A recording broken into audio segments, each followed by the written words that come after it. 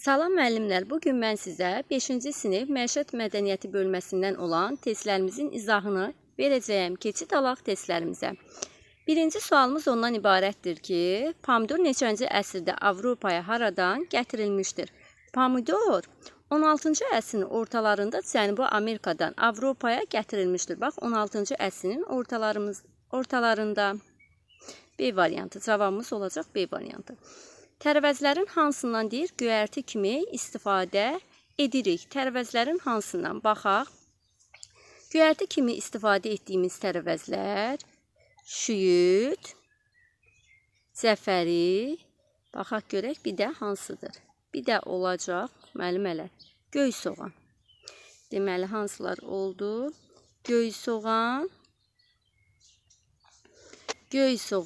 cəfəri və şüyüd. Cavabımız olacaq burada B variantı. Növbəti testimizə keçid alaq. Ev təsərrüfatına daxil deyil. Ev təsərrüfatına nələr daxildir müəllimələr? Bax, əmlakdır, pul vəsaitlərdir və əmək alətləri, bunlar hamısı ev təsərrüfatına daxildir. Ancaq xırda təmir işləri isə ev təsərrüfatının idarə olunmasına aiddir. Pomidorun becərilməsi texnologiyası. Pomidorun becərilmə texnologiyasında ilk olaraq texnoloji xəritəni hazırlayırıq. Ondan sonra 2-3 saat isitmə sisteminə yaxın yerdə pomidor toxumlarını saxlayırıq. Üçüncü mərhələmiz odur ki, manqam məhulunda saxlamalıyıq. Dördüncü mərhələ əkmək üçün yeşik hazırlamaq lazımdır. 5-ci mərhələdə yeşiyi hazırladıqdan sonra toxumları əkmək lazımdır.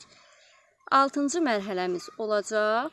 Cücərtilər çıxmağa başlayanda örtüyü çıxarırıq. Örtüyü çıxardılandan sonra növbəti mərhələmiz deyir, olacaq ki, ştillər 3-4 yarpaq açanda yeri dəyişdirilir. Ən sonuncu mərhələmiz isə ştillər daimi yerlərinə əkilir. Daimi yerlərinə isə o zaman əkilir ki, onların hündürlüyü 10-15 sm olduqda. Deməli, ardıcıllıq bu qaydada gedəcək.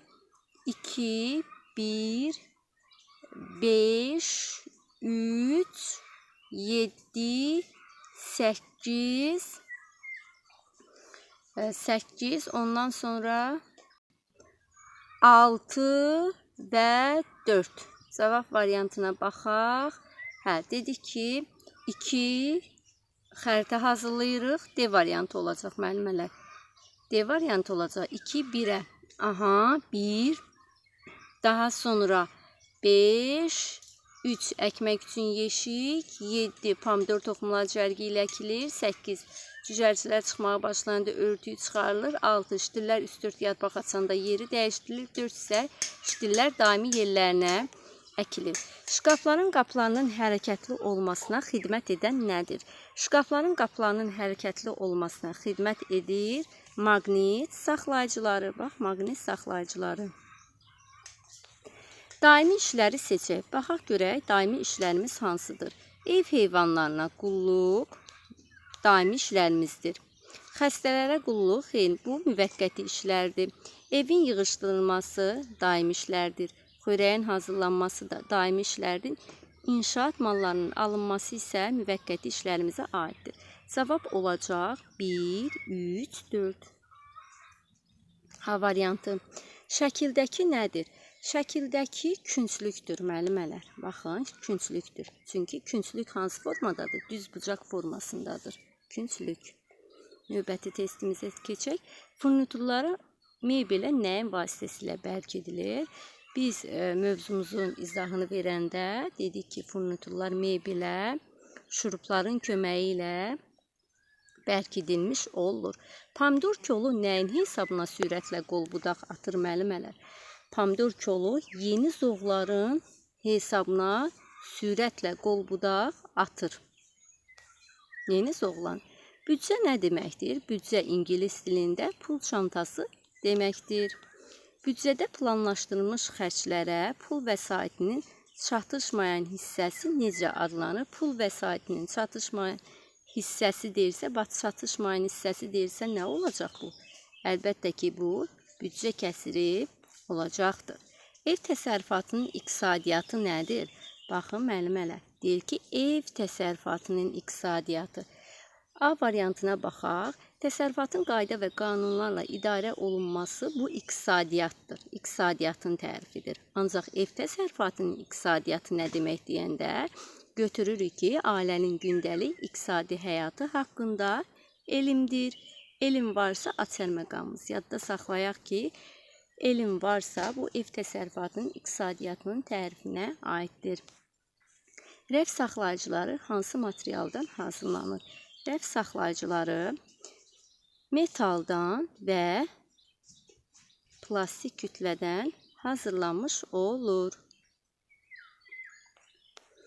Vəsaitlər neçə qrupa bölünür? Müəllimələr, biz demişdik ki, vəsaitlər 4 qrupa bölünür.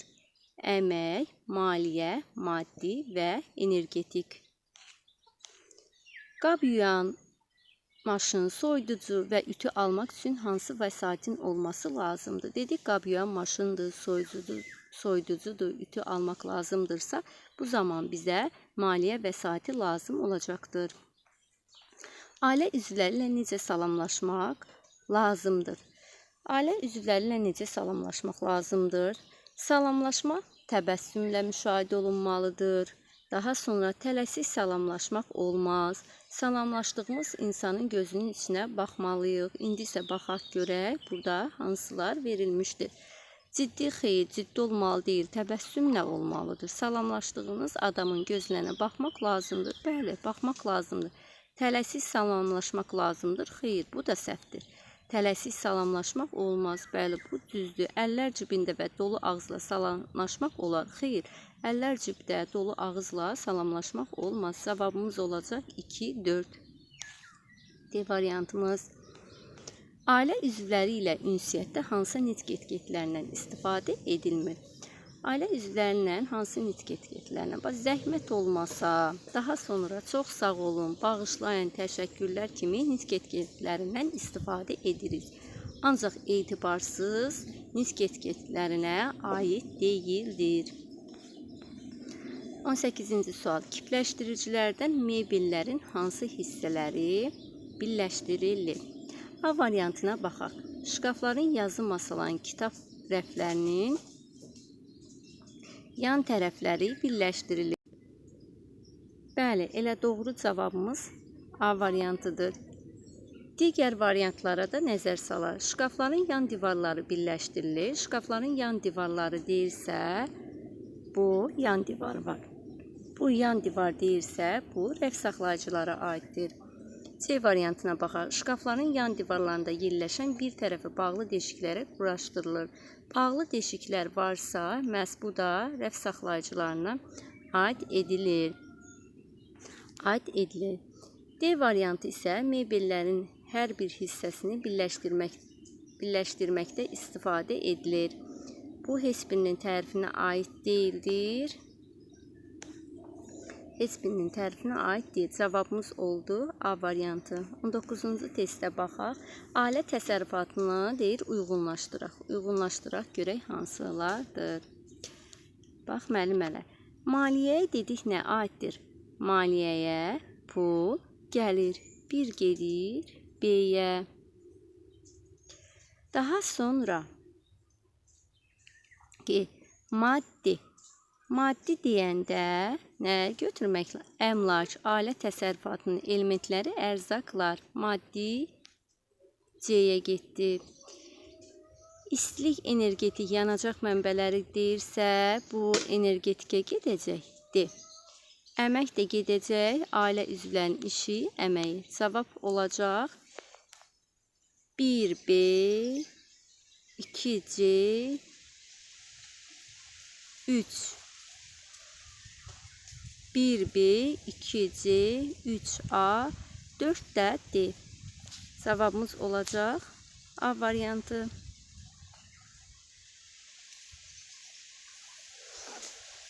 Növbəti testimizə keçək. Aşağıdakilərdən hansı daimi xərclərə aiddir? Baxan görək, hansılar daimi xərclərimizə aid ediləcək. Daimi xərclərimizə kommunal xidmətlər aiddir. Daha sonra nəqliyyat xərcləri də aiddir. Təhsilə ayrılmış xərclər aiddir. Gigiyenik məqsədlər üçün xeyr, bu daimi xərclərə aid deyildir. Mədəni və mənəvi tələbatların ödənilməsi bu da aiddir. Sağlamlığın möhkəmləndirilməsi və sağlamlığa ayrılmış vəsait bu da aiddir. Qidalanmaya ayrılmış vəsait də bizim daimi xərclərimizə aiddir. Cavab olacaq 1, 2, 3, 7. 1, 2, 3, 7. D variantı. Ev təsərrüfatının iqtisadiyyatı nə deməkdir? Ev təsərrüfatının iqtisadiyyatı dedik ki, ailənin həftəlik iqtisadiyyatı haqqında elin, həftəlik. Ailənin illik iqtisadi həyatı haqqında, burada da illikdir, illik bunu da götürmürük, burada həftəlikdir. Ailənin rubrik iqtisadi həyatı haqqında xeyr, dedik ki, ailənin gündəlik iqtisadi həyatı haqqında elmdir. D variantı. Büdcədəki pul vəsaitin nəyinsə alınmasına, işlədilməsinə sərf edilən hissə varsa, deməli bu nə olacaq? Bu xərc olacaqdır. Pomidor İtalyan dilində nə deməkdir? Pomidor İtalyan dilində qızıl alma deməkdir. Qızıl alma. 24-cü testimizə baxaq. Drenajın üstünə neçə santim torpaq tökülür? Drenajın üstünə müəllimələr 15-20 santimetr torpaq tökmək lazımdır. C variantı. Maqnit saxlayıcıların vəzifəsi nədir? Baxaq görək, maqnit saxlayıcıların vəzifəsi nədir? Şkafların qapılarının hərəkətli olmasına xidmət edir. Bəli. Doğru cavabımız məhz budur. Digər cavablara da baxaq. Onlarla rəf, çərçivə və nəfəsliklərin künc birləşmələri bu künclüklərə aiddir. Şkafların, masaların və tumbaların qapılarının bağlanması üçün nəzərdə tutulmuşdur. Bu isə qıfıl dilciklər və qıfıllara aiddir. Bağlanması üçün deyil. Daha sonra şkaf, yazı masası və dolapların qapıları bərkidilir. Bərkidilmə varsa, bu açar sözümüz isə həncamalara aiddir. Doğru cavabımız oldu. A variantı. Açar məqamımız hansı oldu? Hərəkətli. Hərəkətli sözü varsa, bu maqnit saxlayıcısına aid edilir. 26. Ülgü hansı materialdan hazırlanır? Ülgü fanerdən və bəş materialdan. Ülgü fanerdən və bəş materialdan hazırlanmış olur. Faner və bəş material.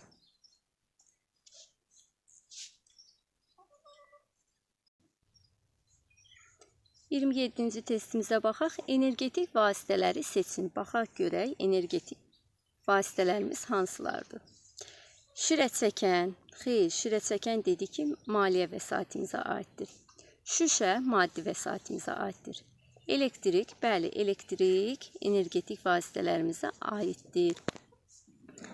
Tozsoran, xeyr, tozsoran maliyyə vəsaitimizə aiddir. Kitab, bu da maddiyə aiddir. Yanacaq. Yanacaq da, bəli, yanacaq da aid edilir. Bir də biz burada nəyi demədik? Burada istiliyi demədik. Bəli, istilik də energetik vasitələr qrupuna aiddir. 5, 6, 7. Cavabımız 5, 6, 7. D variantı olacaq. D variantı. Tünd qırmızı rəngdə tərəvəz bitkisidir. Tünd qırmızı rəngli tərəvəz bitkisidir. Şorba, salat və şirələrin hazırlanmasında istifadə edilirsə, bu qida çuğundurudur.